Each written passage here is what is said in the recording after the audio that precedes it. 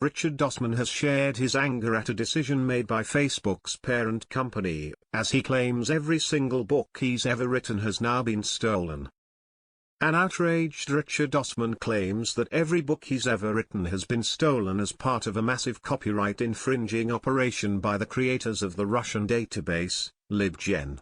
On his podcast, The Rest is Entertainment, he said that LibGen possessed tens of thousands of published books, including his own, without obtaining permission. Adding insult to injury, Meta, Facebook's parent company, has, according to Richard, decided to utilize the text from these illicitly obtained books, articles, and scientific papers to train its advanced artificial intelligence engine, Llama 3. Richard expressed his enormous frustration, complaining, "It's hard to know what to do, as it seemed impossible to prevent." He added that an anonymous individual, identified only by the initials Ms., apparently authorized the use of LibGen's content. He speculated that the enigmatic Ms. might be Mark Zuckerberg, Meta's founder and CEO, although he lacked concrete evidence to support this theory. Richard, the host of BBC's Pointless and House of Games, discussed an exposé by The Atlantic magazine, which revealed that Meta initially explored acquiring the rights to use the content legally. However, it became clear that the cost would be prohibitively expensive.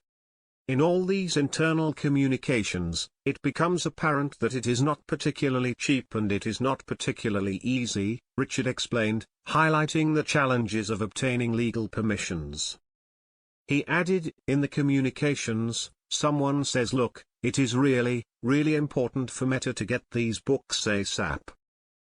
Another person on the email chain said, "Look, I've spoken to publishers and this seems unreasonably expensive." Following this conversation, Richard claims that the controversial decision was made to exploit LibGen for Meta's AI development. Apparently someone then gave the go-ahead to scrape LibGen, which as we say is a deeply illegal website. He continues by revealing that numerous AI firms are employing similar methods to enhance their large language models, LLMs, justifying their haste by pointing out that in less ethical regimes, such as China and Russia, these practices would be commonplace.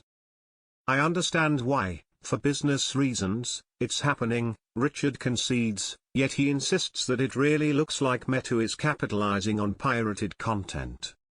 In the realm of literature, he laments, there doesn't seem to be any redress for that, and there should be. An evidently frustrated Richard concludes, "It's hard to know what to do. You could spend your entire life taking Meta to court.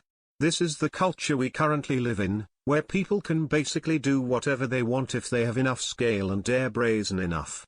Mark Zuckerberg, boasting an estimated personal fortune of around $216 billion, is ranked by Forbes as the second wealthiest individual globally, surpassed only by Elon Musk. All four of the top individuals on the Forbes list are involved in funding AI research to some extent. Bill Gates, who once held the title of the world's richest man, forecasts that only 3 job types will be secure when AI fully develops: computer programmers, biologists, and energy specialists. With AI systems already authoring books based on human-written works, it's clear that Richard's concerns about writers and other creative professions, previously thought to be immune to automation, becoming obsolete, are well-founded.